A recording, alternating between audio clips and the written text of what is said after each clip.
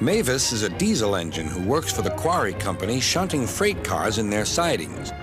She has 6 small wheels hidden by side plates just like Toby's. Mavis is young and full of her own ideas. She loves rearranging things too and began putting Toby's cars in different places every day. This made Toby cross.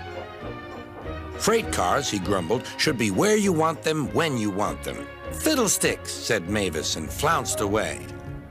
At last, Toby lost patience. I can't waste time playing hunt the cars with you. Take them yourself. Mavis was pleased. Taking cars made her feel important. At the station, Diesel oiled up to her. Toby's an old fusspot, she complained. Diesel sensed trouble and was delighted. Toby says only steam engines can manage freight cars, continued Mavis. How absurd, squirmed Diesel. Depend upon it, Mavis. Anything steam engines can do, we diesels can do better. Diesel knew nothing about cars, but Mavis didn't realize this.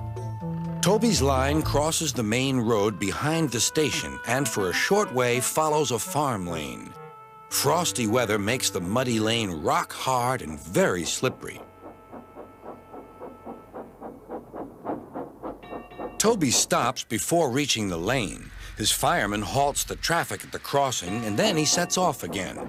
By using the heavy cars to push him along, he has no trouble with the frosty rails in the lane and across the road.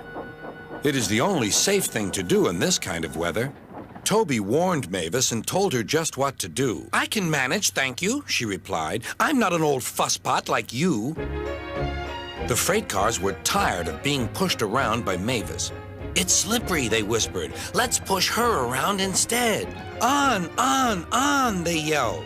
Mavis took no notice. Instead, she brought the cars carefully down the lane and stopped at the level crossing. All traffic halted. One in the headlamp for fusspot Toby, chortled Mavis. But Mavis had stopped in the wrong place. Instead of taking Toby's advice, she had given the cars the chance they wanted. Hold back, they cried. Grrr up, ordered Mavis. The cars just laughed and her wheels spun helplessly. Workmen sanded the rails and tried to dig away the frozen mud, but it was no good.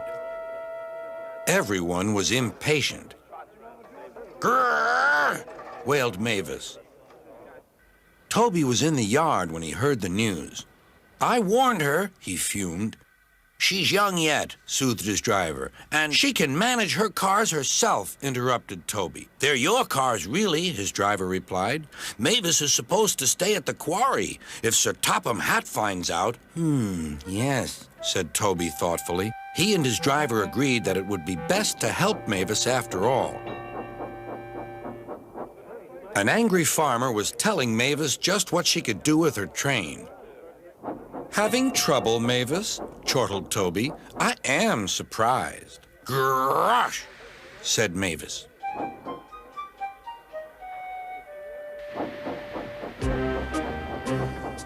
With much puffing and wheel slip, Toby pushed Mavis and the freight cars back.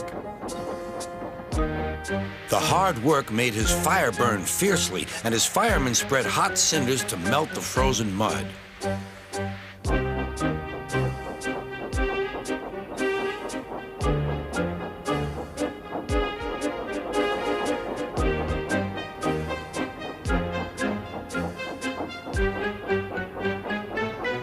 At last, they finished. Goodbye, called Toby. You'll manage now, I expect. Mavis didn't answer. She took the cars to the sheds and scuttled home to the quarry as quickly as she could.